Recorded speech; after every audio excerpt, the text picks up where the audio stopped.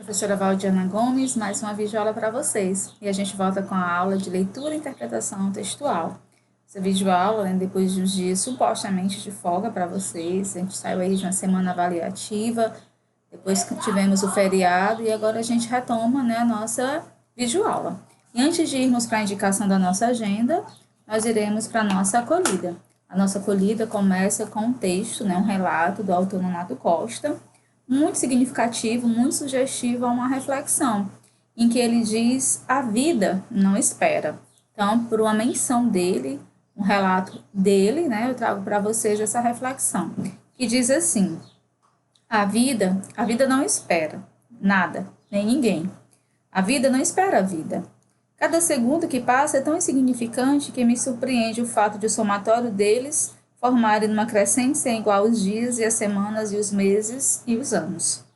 Ainda ontem eu estava numa festa de conclusão de ensino médio e foi impossível não me ver na mesma solenidade em tempos passados.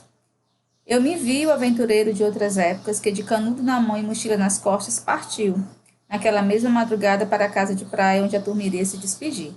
Fomos todos na mesma topique, e fomos todos no mesmo entusiasmo, e fomos todos cantando as mesmas músicas, e fomos todos ver o mesmo nascer do sol.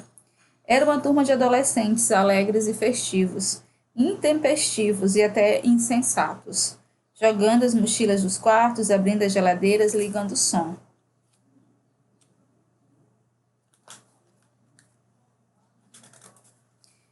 E depois fazendo rodinhas na praia, tomando vinho ao luar e esperando o sol chegar.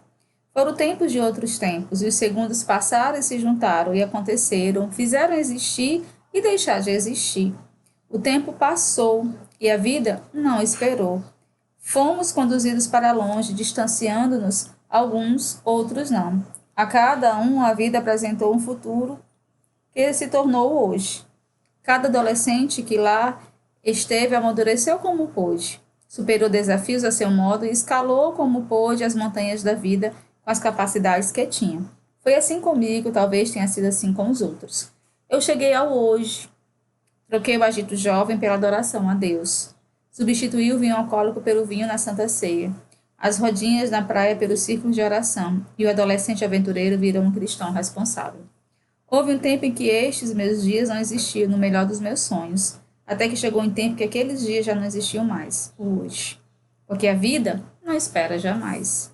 Olhando para aqueles concludentes ontem, percebi tudo mais claramente. Daqui a um tempo, a maior parte vai se distanciar, e talvez, apenas talvez, daqui a 2 décadas, eles estejam numa festa semelhante, relembrando o momento que lhes aconteceu ontem. Algo é certo. Os dias irão embora, vão passar, pois nem mesmo a vida espera por si mesma, e eles vão entender como o presente funciona, virando sempre o passado, né? Então é assim que a gente começa a nossa videoaula de hoje. Espero que vocês estejam bem, que tenham gostado dessa leitura reflexiva, que teve muito a calhar para vocês, né, jovens. E a gente começa com a indicação da nossa agenda, tá certo? Então a gente tem aí a leitura, né, do PDF para vocês, tá certo? Conforme combinado, né, em outro momento. E a gente vai deixar a indicação. O PDF é Grande Interior, tá certo? O autor é um conhecido por nós, Braulio Bessa, e espero que vocês gostem. Ele diz assim: eu saí lá do sertão e cheguei na capital, desconfiado, nervoso, suando e passando mal. Com medo da violência e com minha inocência, enfrentei esse dilema, decidindo caminhar em busca de encontrar a solução do problema. Caminhando na calçada, eu vi o povo contente. Jogando conversa fora, com um olhar inocente, eu pensei: tem algo errado, só posso estar enganado. Achei que era diferente. Avistei um shopping center, chamado Shopping do Zé, onde vende fiado na confiança e na fé. Ali tinha cortesia, na porta Dona Maria, oferecia um café.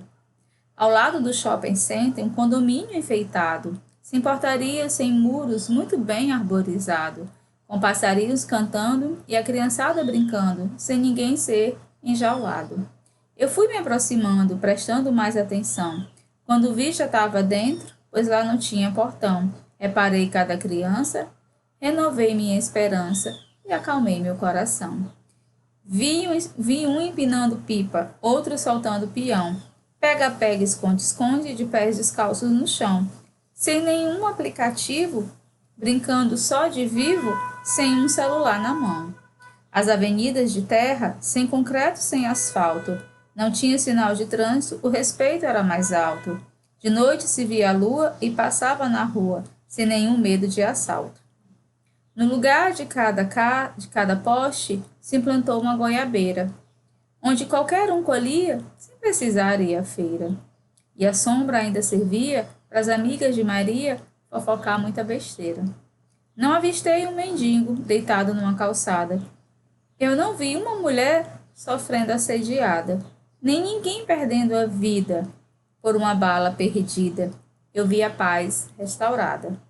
No final do entardecer, o sol se pôs devagar. E todo mundo assistiu, ninguém quis fotografar, pois todo mundo sabia que na tarde que viria, ele estaria por lá. Foi aí que eu acordei desse sonho tão bonito. Parece coisa de doido, soa meio esquisito. Mas eu vi que a solução estava lá no meu sertão, feita de paz e amor. Se essa cidade gigante vivesse de hoje em diante como um grande interior.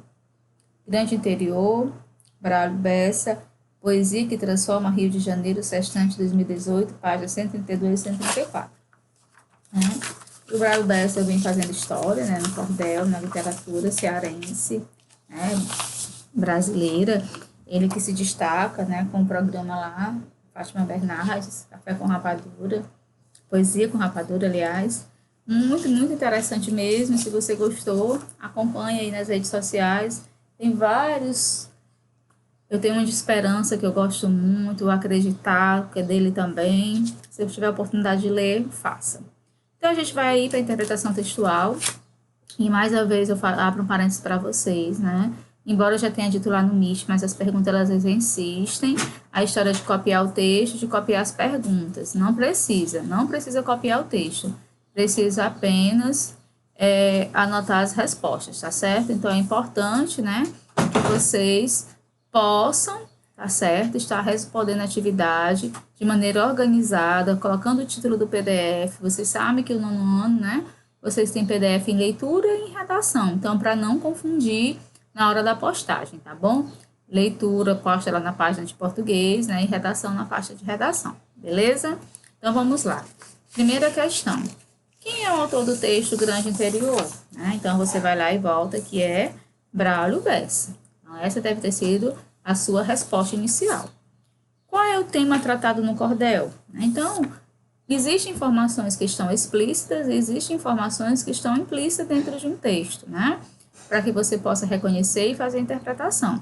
Nesse caso aí, gente, está muito claro, né? Que é a valorização da terra natal do eu lírico e das coisas simples da vida no interior. Então, durante todo o texto, a gente conseguiu encontrarmos, né, essa simplicidade. Aí você compara aí com a sua resposta, não precisa ser igual a minha, mas ela precisa ter esse sentido. Então, você vai dizer que é a valorização da terra natal, do eu lírico, e das coisas simples da vida no interior. E não está pedindo, mas você pode ver, né? Se você tiver alguma dúvida, você volta lá no texto, ó. Eu saí lá do sertão, cheguei na capital, desconfiado, nervoso, suando e passando mal, com medo da violência e com minha inocência, enfrentei esse dilema, decidindo caminhar em busca de encontrar a solução do problema, né? Então, você vai ver que ele vai fazer esse paralelo, essa comparação, tá bom? Isso foi a resposta da segunda, a gente vai para a terceira. Explique o título dado ao cordel. Então, pede, né, para que você com suas palavras, né, explique o título. Você pode dizer, né, que, tipo, relacionar, né, grande interior. Então, você pode dizer grande interior fazendo a comparação com cidade grande, né, e perceber que a palavra interior foi utilizada para mostrar que a vida no interior é muito diferente da vida na capital e que os hábitos e os costumes do interior deveriam se refletir nos da capital para que ela se tornasse um lugar mais harmonioso, segundo o eu lírico, né? Então, só para você anotar melhor a sua resposta, né?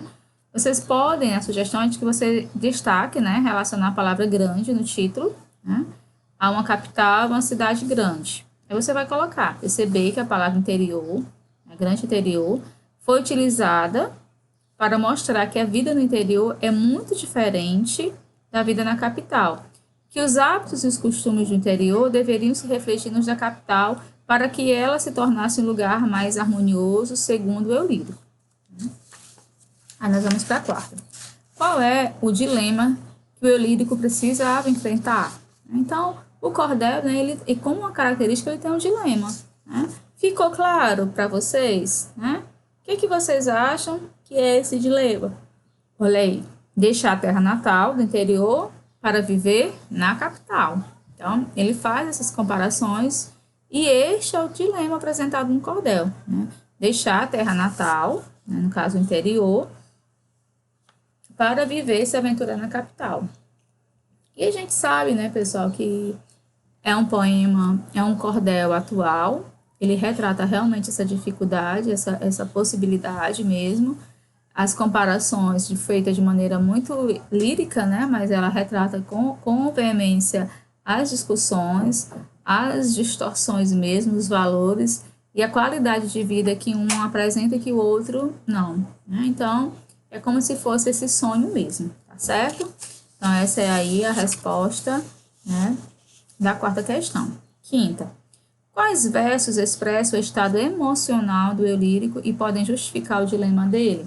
Então, é importante que você esteja atento, né, que você reconheça quais versos, né, eles podem justificar. Então, a gente tem o desconfiado, nervoso, suando e passando mal.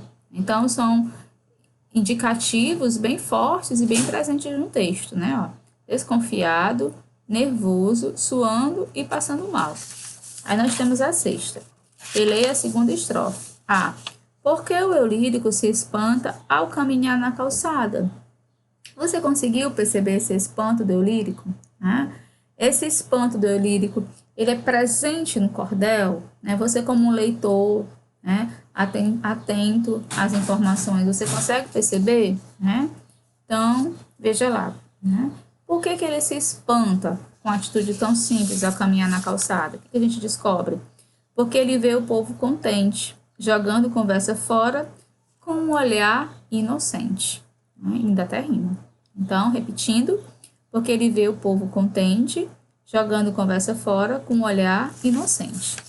Aí ele vem para o item B. O que significa, nono ano, jogar a conversa fora? O que seria jogar a conversa fora? Né? Falar sobre qualquer assunto de modo descompromissado. Não é obrigatório ter temas a serem discutidos. É falar livremente, falar abertamente, né? Sem nenhum medo. Então, você pode anotar aí que é falar sobre qualquer assunto de modo descompromissado. Desculpem, a sexta. Qual é a intenção do eu lírico ao usar a expressão olhar inocente? Né? O que seria, né, esse olhar inocente? Designa o jeito de ser das pessoas. No caso, pessoas que não causam mal, inofensivas. Então, se ele está fazendo um paralelo, né, da cidade grande com o grande interior, né, que é o tema do título, né, do cordel que nós estamos trabalhando, a gente vai ver essa comparação, tá certo? Então, designar o jeito das pessoas, né, no caso, pessoas que não causam mal, são inofensivas, inocentes mesmo. E as pessoas do interior, por incrível que pareça, elas têm isso muito mais claro, né? Elas têm isso muito mais evidente. A bondade, a maldade, de não desconfiar de ninguém, né? Essa maldade velada não tem, de que todo mundo é bom, partem do pressuposto que todo mundo é amigo, que todo mundo é prestativo, né? Então, vamos lá. Releia. Já foi, né? A sexta A. Já foi essa sétima. Releia a terceira estrofe e responda as perguntas a assistir. A seguir. Avistei um shopping center chamado Shopping do Zé, onde vende fiado na confiança e na fé. Ainda tinha cortesia na porta Dona Maria, oferecia um café. Qual é o significado da expressão vender fiado? Né? Então, vender fiado é comprar a crédito, ou seja, adquirir o produto ou serviço, mas não pagar no ato da compra e deixar para pagar em outra data. Né? Então, repetindo, comprar a crédito, ou seja, adquirir o produto ou serviço, mas não pagar no ato da compra e deixar para pagar em outra data. Vender fiado é uma prática comum em sua cidade? O que vocês acham? Vocês pesquisou aí, os pais que têm comércio, né? Ou que já tiveram alguma experiência. É sim, gente, é uma prática, né? Muitas lojas vendem no carnezinho, outras na promissória, certo? O próprio cartão, né? Que só paga quando, embora seja pré-aprovado a crédito, não dá nem para comparar assim. Mas, sim, é uma prática da nossa cidade, sim. Tá certo? Aí nós vamos para a oitava. Releia essa estrofe. No final do entardecer, o sol se pôs devagar e todo mundo assistiu, ninguém quis fotografar. Pois todo mundo sabia que na tarde que viria, ele estaria por lá. O eu lírico faz referência a uma prática que se tornou comum na vida das pessoas. Qual é essa prática, inclusive da vida de vocês, né, no ano? Todo mundo, né, já fez ou vai fazer isso, que é fotografar. Então, registrar os momentos vividos. Às vezes a preocupação é tanto com a foto que não vive o momento, né? Às vezes a preocupação é tanto tirar do lugar que nem sabe os detalhes do lugar. Então aqui eu abro um parênteses, né, para fazer essa reflexão com vocês. Não basta só tirar a foto, né? Preciso viver essa foto, tá bom? Então, qual o significado não. O lírico faz referência a uma prática. Essa prática, qual é? Fotografar. Então, você anota aí. Espero que não tenha causado nenhuma dúvida. E a gente vai assim para a próxima questão. A próxima questão diz o quê? Qual é a justificativa do eu lírico para ninguém fotografar o sol? É tão poético, né? É tão bonitinho, que vale a pena você também questionar em outro momento com alguém que esteja com você. Então, o que ele fala? Que todo mundo tinha certeza de que o sol estaria lá na tarde seguinte. Então, não seria algo pelo qual você seria uma vez na vida, né? Não perderia esse tempo. Que no outro dia ele estaria lá com certeza, certo? 9. Releia essas duas estrofes do cordel, né? Vi um empinando pipa, outro soltando peão. Pega, pega, esconde, esconde, de pés descalços no chão. Sem nenhum aplicativo, brincando só de vivo, sem um celular na mão. As avenidas de terra sem concreto nem asfalto. Não tinha sinal de trânsito, o respeito era mais alto. De noite se via a lua e passeava na rua, sem nenhum medo de assalto. O eu lírico cita alguns brinquedos e algumas brincadeiras. Quais são elas? Pessoal, uma pergunta bem simples, né? Uma pergunta que está aí à margem do texto, tá certo? Você vai lá e você encontra que é pipa, peão, pega-pega e esconde-esconde, tá bom? Ao mencionar esses brinquedos e essas brincadeiras, o eu lírico não apenas as exalta, mas também faz uma crítica a como algumas crianças se entretêm hoje em dia. Qual é essa crítica, pessoal? O eu lírico, né, critica as crianças que só se divertem por meio de aplicativos, de aparelho celular. Não sei. Que expressão eu lírico utiliza para dizer que as crianças que brincam interagindo fisicamente por meio de brincadeiras como pega-pega, esconde-esconde, se divertem mais, segundo ele, né? Olha aí. O que vocês acham? A expressão brincando só de vivo, né? Então, é brincar de realmente se manter vivo. Como são as avenidas que o lírico menciona? Descreva segundo os elementos que aparecem no texto. De terra, sem concreto, sem asfalto e sem sinal de trânsito semáforo. Então, aqui, né, ele vai fazer essa viagem, ele vai fazer essa roupagem da simplicidade, né, do interior realmente.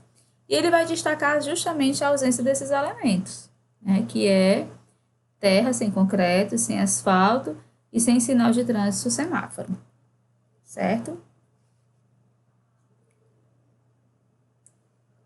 Em sua opinião, as cidades grandes possuem essas avenidas citadas pelo eu lírico, justifique.